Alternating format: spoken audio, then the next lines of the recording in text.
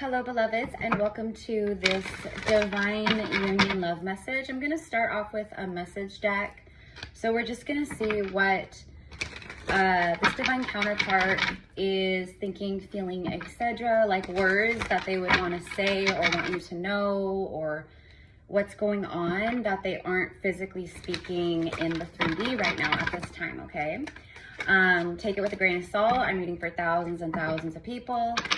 Take what's for you, right? Leave the rest, all that good stuff. I'm Erica, psychic medium, oracle, and prophetess. If you guys want to do a one-on-one reading with me or are interested in my services, healing services, past life readings, everything's pinned. All my services and how to book with me is pinned at the top of my post here on Instagram. I am a twin flame, and a part of my soul purpose here is to be a guide for divine unions and specifically twin flames. So let's go ahead and see. This is a twin flame message deck, but honestly, it'll connect with all divine counterpart energy, whether it's twin soul or past life soul connections. All right. A white truck just drove by, so that could be a confirmation. You know, my readings are healing messages, activation messages.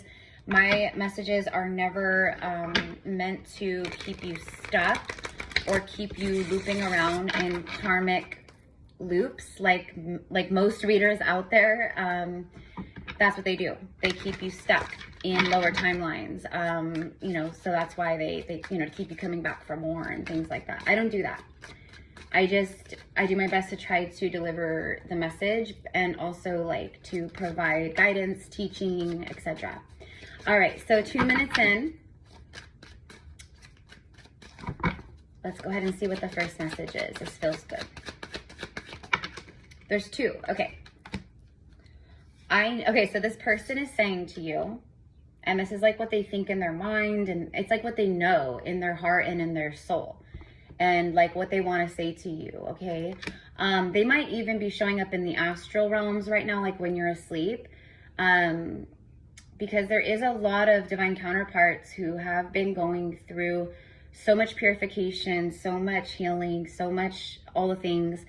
And a lot of you, it's like union, like this is like the year of union. And as we move forward, okay, I know that we've been together in past lives. I recognize you. You were never a stranger to me. So right off the bat, there's this confirmation of a deep soul connection. I know that I've known you before. There was this extreme comfort, easiness, familiarity with you. Like I felt at home with you. Like I've never felt that before with anyone else. I recognized you, and I know that you recognized me. And that's a part of probably what triggered this person too, was the fact that they felt like you literally could see into each other's souls, or that you could literally like see their soul. They felt very exposed, but at the same time, very at home with you. Okay. Our love, exactly. Our love was too intense for me to handle. I needed to break away. And so this would be confirmation for those of you guys who, you know, you reconnected with either your twin flame or a very powerful past soul connection, past life soulmate connection, where it was, you know, you could feel all the things. It felt like the real deal. Like it wasn't karmic. It wasn't codependent. It was different because like the divine feminine wasn't trying to take from this masculine. She wasn't, you know, she didn't have an agenda. And this masculine felt all of the realness from the feminine too. And that triggered a lot of the distortion within masculine. But it's literally like, I needed to break away because what I felt for you, like this whole thing that is between us, it just felt like too much. And that is exactly what happens with very powerful soul connections a lot of times, especially twin flames. Twin flames, that's a part of it. The triggering, the separation, all of that. It's a part of the journey. Some past life soulmates, they will come together and unite, and It could sometimes be very like it could also be similar to twin journey where it's triggering.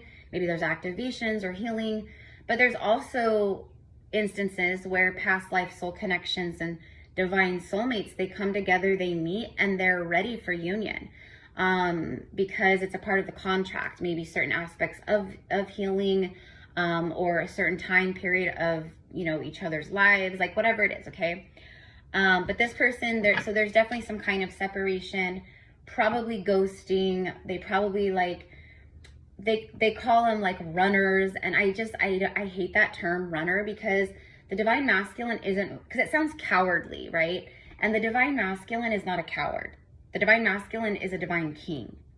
Just like the feminine. Like, feminine has to go through her wounding, her fears. She has to overcome abandonment, self-abandonment, rejection, self-rejection, like all these layers of things, right? And I just don't like those terms, because it makes it sound like karmic, like where karmic people come in and they're abusive and they do this and that, and then they ghost you, they breadcrumb you. That's where people get confused.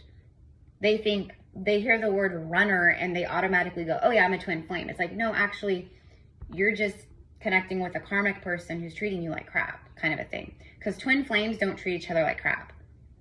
That's not how it works. They run, you know? And that's a part of how you kind of can recognize or know, is because of that. Because if it was karmic, they would continue to date you and talk to you, and they would breadcrumb you, and they would be avoidant, because you hear everyone calling everyone nowadays like, oh, they're an avoidant. Oh, they're an avoidant. I want to be very clear that that term avoidant has nothing to do with the twin flame journey, okay?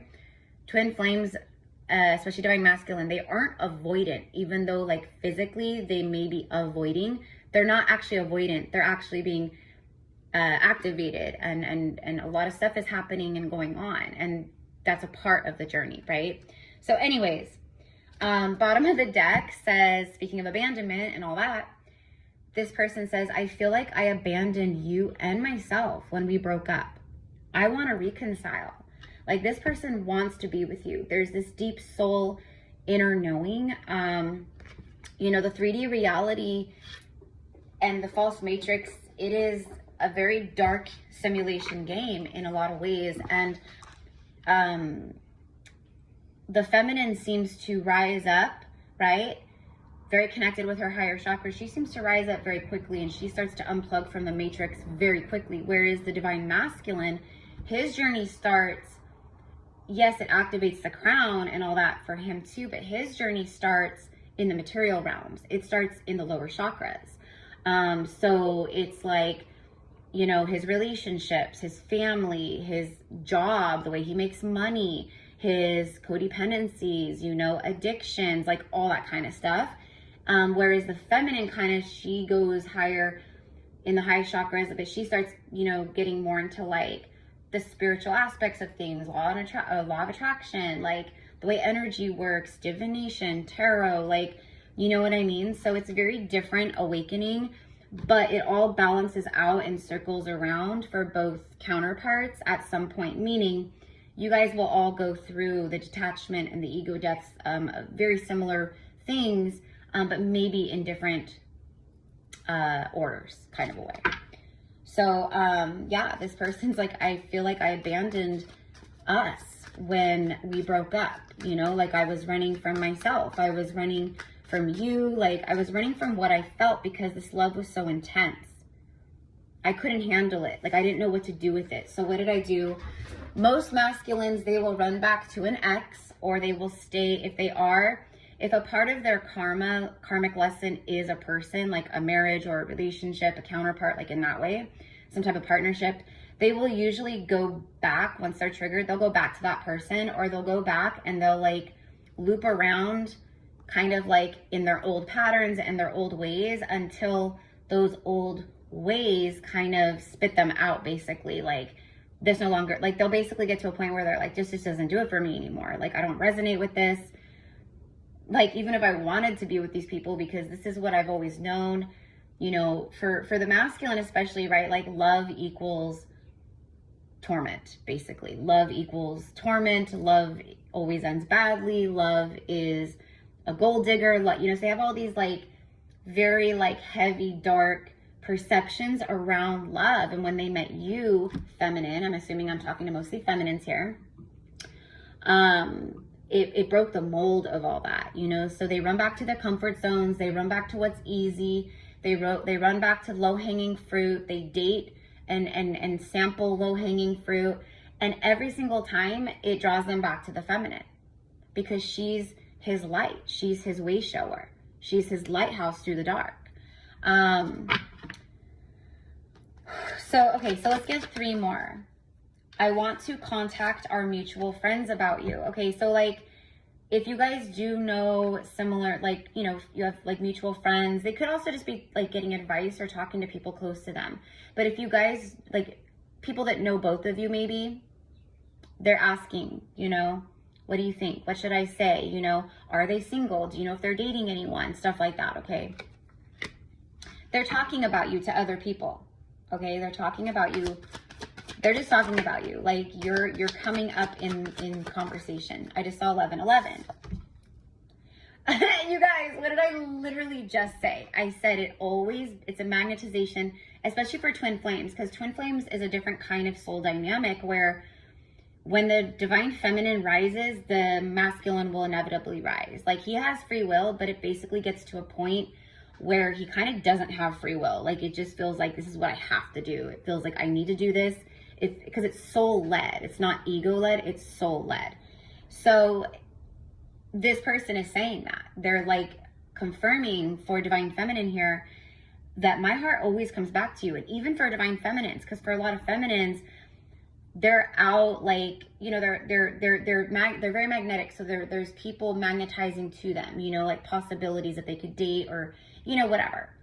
Some of these people are lessons and whatnot, but it's being drawn in. And so, but feminine always, it's like the masculine is the comparison point. Like the masculine is like, I've met my divine masculine, and whether I end up with them or not, this is like the mold, you know what I mean? And same thing with masculine and feminine.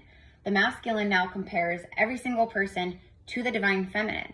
They may even try to find people that have similar interests as the feminine, or kind of look like the feminine, or dress like the feminine, or whatever, you know what I mean? But it always magnetizes back to the true divine counterpart. So this masculine says, my heart always comes back to you, even when I don't want it to. Meaning like, I've been trying to fight this. Like I've been doing all that I can to, you know, go somewhere else. And everything I do just always brings me back, right back to you. I always feel you. I always dream of you. I always see you. The signs and synchronicities are always about you. I see your name everywhere. I hear our songs everywhere. You know, Facebook memories, or like, you know, iPhone memories, how they have like the pictures that pop up, like like everything points to the feminine. Bottom of the deck. I love you, but I'm afraid to reach out to you and have you reject me. So there's rejection wounds that this masculine is still working through. They are working through this at this very moment. So they want to reconcile, and they are in love. They love you. But there is some fear here about reaching out, about being rejected, because literally, like, this is a divine masculine straight up who is kind of like maybe like, I don't want to say like a woman. It's someone who's very attractive, charismatic. Like basically they don't have a problem getting women per se. Okay. They're used to women falling at their feet. You know what I mean? And they're used to being the one who can reject, and they're fine. Even if they have been married or in other serious relationships, when those end, the masculine has been able to get over it. Okay, there's no getting over the feminine. In fact, the love just gets stronger and deeper the more that they awaken and ascend into more of their truest self, right? So the feminine is authenticity. The more that masculine ascends into his authentic self, the more he is drawn to her, right? Exactly. Exactly. These cards are back. I committed to someone else because they don't challenge me. Meaning, again, there's that low-hanging fruit. This person doesn't challenge me to grow, to change, to expand.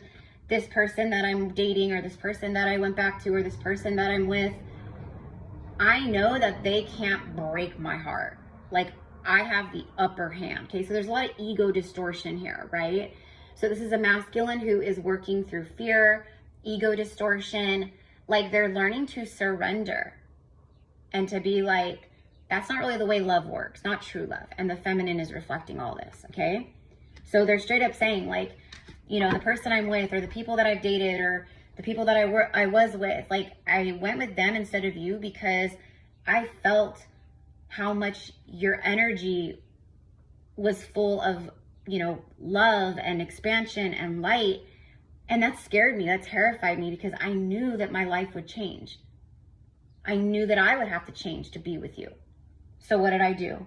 Out of fear, out of I'm not ready, this is terrifying me, I went to people where they didn't challenge me. But because I'm an ascending soul, I outgrew those partnerships. I started to see those people and those partnerships and those patterns for what they were, right? So, yeah, exactly. Okay, so this is where I'm going to end the message. It says, it's always been you. So they're saying, it's you. Mi amor, it's you. It's always been you. It's always been us. I want to reconcile. I needed to break away. I want to explain myself. I want to share all of this with you instead of just thinking about it and letting it stir around inside me. Like, I need to speak truth. There's a lot of throat chakra, a lot of heart chakra, a lot of third eye chakra too that's showing up here. I know we've been together in past lives. I feel something with you that I've never felt with anyone, and I don't think I ever will. This is special. This is the real deal. This is divine. This is a true soul love. I recognize you, and I know that you recognize me. You saw me for me, and that scared me even more, because you didn't see me for my money or my 401k or my retirement plan or my fancy house or cars. You saw my soul. And that terrified me because I couldn't even see my soul, right? Okay. So it's always been you. And I don't know how to tell you the truth, but I want a new beginning. I want to reconcile. I want a new beginning. I love you, but I am afraid of reaching out to you and being rejected by you, because that's a rejection that would hurt me to the core, you know? But it's something that they gotta do, right? And then look at this. Letting you down was the worst decision I ever made. Remorse, clarity. Like, they're having a lot of clarity moments around the past, their actions. And again, this is divine counterpart energy. This is not someone who cheated on you, stole all your money, slept with your sister, your baby daddy, someone you were married to. It's not that. This is someone where you briefly met. It was two ships passing through the night and you went separate ways, kind of a thing. Okay? So let's go ahead and ask the tarot. So anyways, you guys, this is what I've got.